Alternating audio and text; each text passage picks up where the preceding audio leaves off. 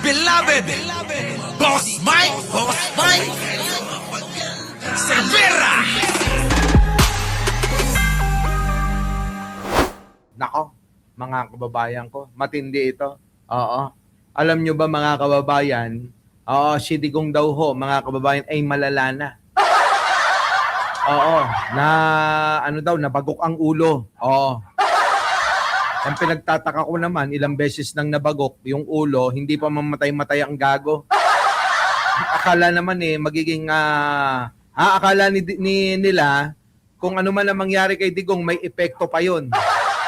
Karamihan ho ngayon, mga kababayan, ang gusto nga, the harbinger, mamatay na yun. Nodeta Pascual, Reynaldo Katapang, sa akin naman, kahit ho yan mabagok ng ilang beses, kahit ihampas nyo sa padirang ulo niyan, hindi pa ho mamamatay yan. Oo. Mga kababayan ko, masamang tao Paano naman mamamatay yun? Ito na mga kababayan ko. Oo. Ito mga kababayan ko. Pasok! Po. Ayan mga kababayan Baka sabihin nyo, gawa-gawa ko lang ho. Hindi ho Hindi ko gawa-gawa ito. Dahil si Harry Roque mismo nagsasabi na ilang makaulit na ho na nababaltog. Oo Nababagok, nababaltog, nauuntog. Oo. Yung ulo ni Digong. Ayan, pasok! Totoo po, natutumba na si Tatay Digong habang siya po ay nasa detention. Naglalakad, natutumba, nung minsan tumama ang ulo. Nabagok. Di ba? So paano ngayon ito? Di nabagok nga, mga kababayan, buhay pa ba? Buhay pa ba, Roque? Ayusin mo yung pagbabalita mo, magagalit sa'yo si Sarah. Buhay pa ba si Digong? Actually, ako po yung sa tingin ko kauna-unahang nakalaman na natumba si Tatay Digong, tumama. Kita nyo, ang sabi ni Harry Roque, siya daw ho ang kauna-unahang nakaalam kung ano daw nangyari kay Digong na tumama yung ulo. Mga kababayan, nabaltog ang ulo. Dahil daw sa pagkakatumba. Tignan nyo, ibig sabihin, wala talagang pakialam yung pamilya niya. Magalit na't kayo't magalit. Galing mismo kay Rocky to. Kung kayo totoo, na lagi kayong nandiyan dyan, halos buwan-buwan nandiyan kayo sa kulungan ng ama nyo.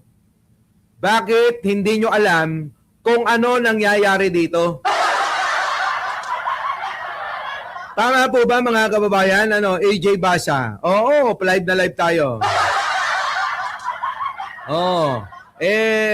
Natumbad na siya before. Eto bago. Paulit-ulit nang natutumbang putang ina. Di ba? Patay na ba? Oo nga. Si RJ Boyser Buhay pa! Ito na mga kababayan. Si Roque ang nagbabalita na yun daw ho di ba? Rendelin na Nikayo. Ito, Likayo. To. Actually, ako po yung sa tingin ko kauna-unahang nakalaman na natumba si Tatay Digong, tumama ulo, dinala sa ospital. Kita nyo? Siya ang kauna-unahang nakaalam na natumba daw si Digong, nabagok, tumama yung ulo, dinala sa ospital, naalaman niya. Hindi natin alam kung sino ang source niya. Baka nagre-report sa kanya ang taga-ICC. Diba? Nauna pa, Nauna pang nakaalam si Digong kaysa sa kanya. Pero hindi binigyan ng abiso ang pamilya. Ang hindi ko maintindihan, bakit hindi naman nawawalan ng bisita si Tatay Digong na kanyang mga pamilya, and yet, nangyayari itong mga pagtutumba, tumatama ulo, hindi pinagbibigay alam kay Tatay sa pamilya, no? Nako! Parang ang labo nun, ano? Si Roque, alam niya kung ano nangyayari kay Digong. Yung mga anak ni Digong na laging pumupunta dyan, hindi nila alam yung nangyayari. Parang sinasabi na hindi man lang inaabisuhan daw ng ICC ang pamilya ni Digong. Pero kay Roque, binibigyan ng abiso. Sa madaling salita, asawa ni Digong si Roque. Tao pa mo ha!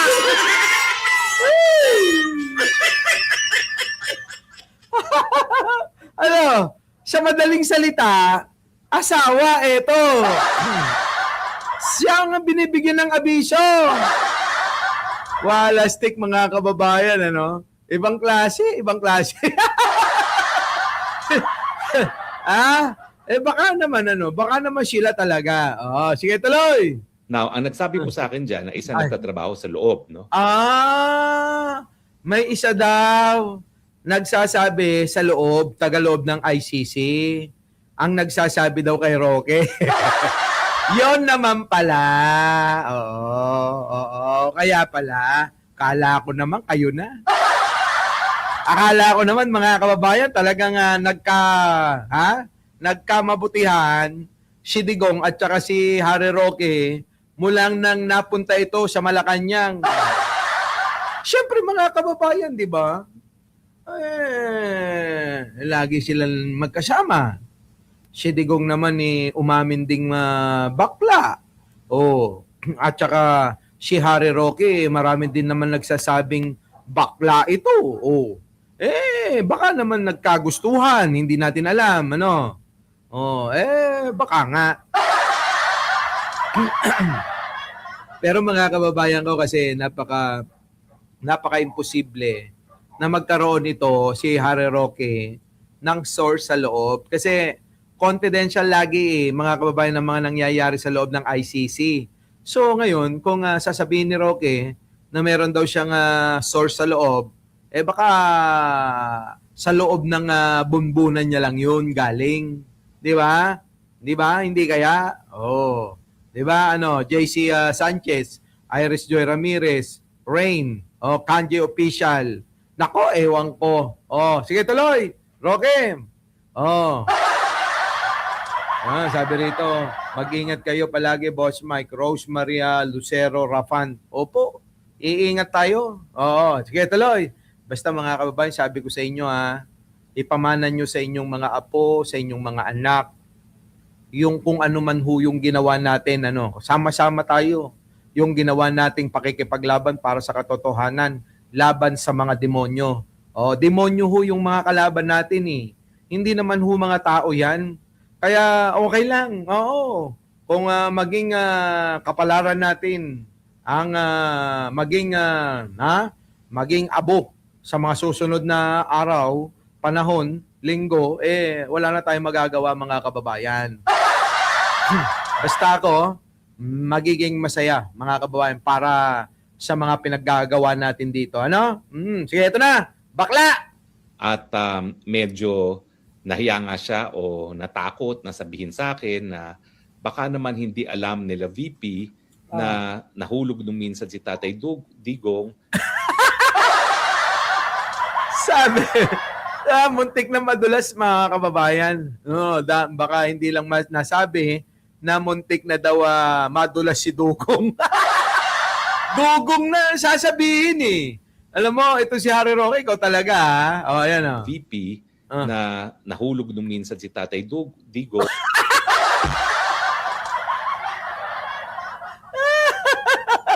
Dugong nga daw Loko to si Roque, Kaya pala hindi kinukuhang abogado ito. May pagdududa daw na tablahin daw ito Oo, mahilig daw ito, mga kababayan. Bumaliktad, baka ibenta daw si Digong. Kaya nadudulas na ang tawag niya talaga ay Dugong. Na nahulog nung minsan si Tatay Digong, tumama ang ulo, dinala sa ospital. At Ayan.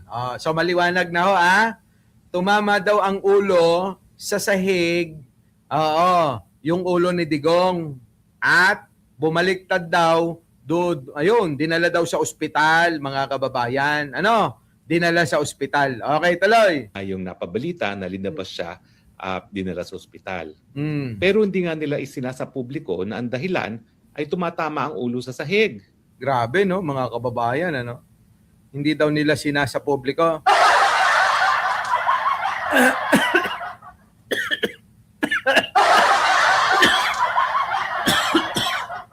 na Naubo ako.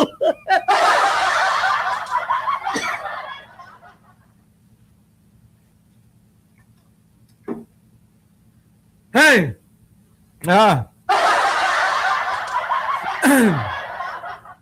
Sige, tuloy. Tuloy na natin nga. Putang inan to si Harry Roque. Ko na ang dahilan ay tumatama ang ulo sa sahig. Oh. Now, ngayon, ang tumatama daw yung ulo sa sahig kasi madalas yan. Tama ba?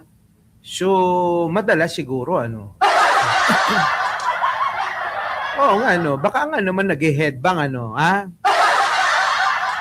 O kumakanta pa ng ano, ha? Laklak, ano? Laklak! Kabilin-bilinan ng lola. Huwag kang uminom ng serbesa. Kung ayaw mong inuwin, ipapatay mo na. Putang ina talaga. Di ba? Oo, wag nang inumin, ipapatay na lang si Cervera. Ayan itong mga gago na to eh. Oo, pinag-aalala nyo yung mga aso ko eh. Tuloy. Dinabas na report ng registry ay totoo. Tumutumba si Tatay Digong. At ang nakakabahala, hindi lang pala minsan, hindi lang 2 beses, mukhang regular na natutumba na si Tatay Digong habang naglalakad. Kaya ngayon, nagkaroon ng order na imomonitor ng mas masinsinan itong si Tatay Digong dahil nga, miski siya naglalakad lang, tumutumba na at tumatama ang ulo. Allah! Ulo!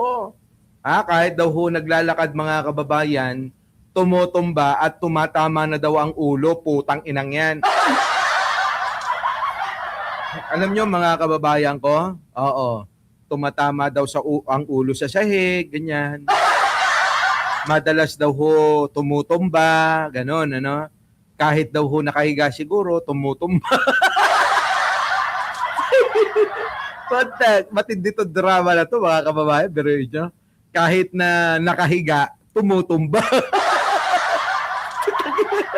Kaya ako natawa mga kababayan eh. Paano mangyayari yun?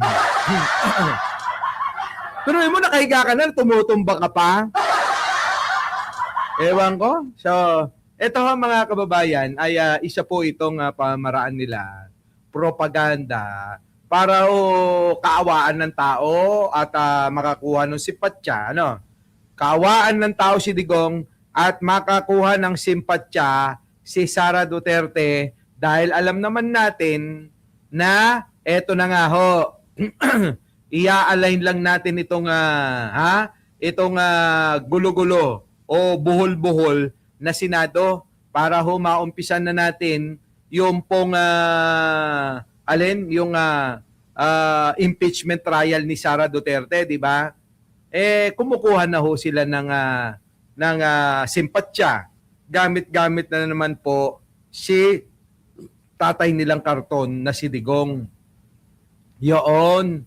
Mga kababayan ko, kayo alam nyo naman yan, di ba? Na etong si Digong, kailanman, matagal ko na rin sinasabi, na gamit-gamit pa rin nila. Kahit na ho si Digong siguro ay patay na, gagamitin pa rin nila. Wala ho, mga kababayan, tuloy-tuloy na ho yan, yung panggagamit nila kay Digong. At isa pa nga ho, mga kababayan, hindi ba kayo nagtataka? Hindi ba kayo nagtataka na si Digong isang beses na lang natin nakita mula nung panahon, mga kababayan, Joseph Bangog, Mona Luis, Tebingem, Teresita Tan. Mga kababayan, hindi pa rin nakikita ng mga DDS yan. Sailor Moon. Wala. Wala pa rin, hindi pa rin nakikita. Bakit kaya? At eto na nga ho, mga kababayan, bagong balita, winave na naman ni Digong yung kanyang pagkakataon na makapag-witness dito nga ho sa nangyayaring pagdinig sa ICC. Oo, hindi na naman po magpapakita si Digong. Oo, hindi na naman siya magpapakita itong matandang ito. Nag-iinarte na naman ang hayop. Pasok! ng ICC na hindi ulit dadalo si dating Pangulong Rodrigo Duterte sa pagdinig ng kanyang kaso bukas. Inilabas ng ICC ang waiver na nilagdaan ni Duterte bilang kumpirmasyon ng kanyang pagliban sa hearing. Kita nyo mga kababayan, ay Rodrigo Duterte respectfully waive my rights to appear before the trial chamber on 27. Ngayon yun. Ngayong araw na to mga kababayan, May 20, 26, at 9:30, yan. Basta yan, So ito po yung sulat ni Digong. Kita niyo mga kababayan, Dali Babes, sipin yung maigi. Tato, Alicia, kayo mga kababayan, kung talaga bang mahal kayo ni Digong, kayong mga didis na mga bobot tanga, Catherine Digia, kung etong mga ito kung mahal talaga ni Digong, di ba yung pagkakataon na to, pipito taas, na makita siya, di ba Marian Tomas, ng kanyang mga fans. Sinong mga fans ang tinutukoy ko? Yan, yung mga DDS, Duterte diehard supporters, tangengot. Di ba? Pagkakataon na LC Digong, wag mo na ipagkait sa kanila. Sara Duterte, sabihin mo naman sa tatay mong putang ina na magpakita naman sa mga tao, di ba? Lovers moon, magpakita sa mga tao na nagmamahal sa kanya kahit na gago siya. Di ba? Eto mga kababayan, pot-pot Para bang sinasabi ngayon wala siyang pakialam sa mga tao na mga lumalaban para sa kanya Kahit man lang magpakita at kumaway man lang ganyan. Wala! Pinagkakaitan kayo mga tanga. Kayong mga DDS. Mga tanga kayo. Hindi kayo mahal ni Duterte. Pinagtatawanan lang kayo, maniwala kayo. Reynaldo Manawis. Kasi kung talagang mahal kayo, magpapakita yan kahit man lang saan. Diyan po sa hearing mamaya.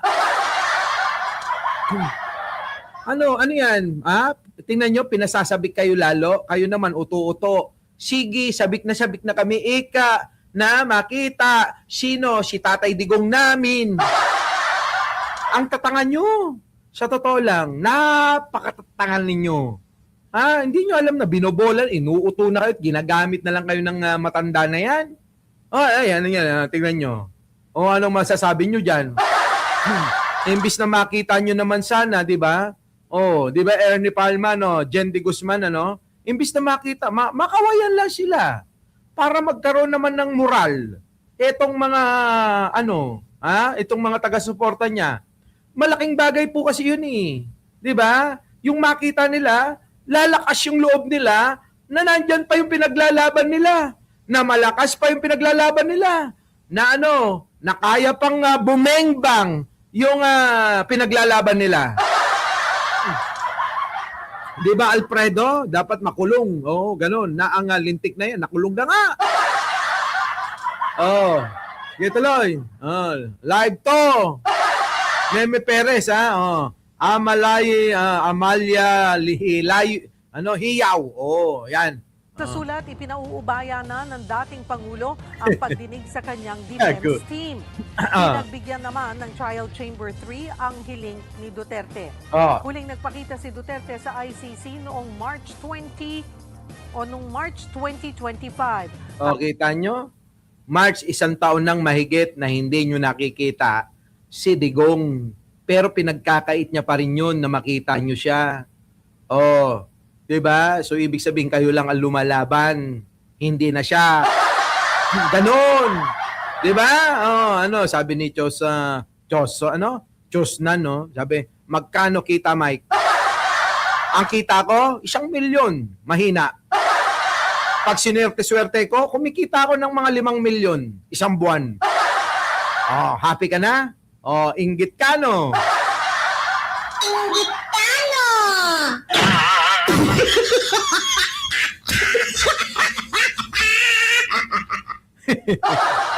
Tuloy. para sa kanyang inisyal na pagdinig. Grabe, no? Wala na. Oo, wala na si Digong. Hanggang mamatay ito, hindi nyo na makikita. Wala na. Wala na yan si Digong. Maniwala kayo. Oh. Our beloved Boss Mike Cervera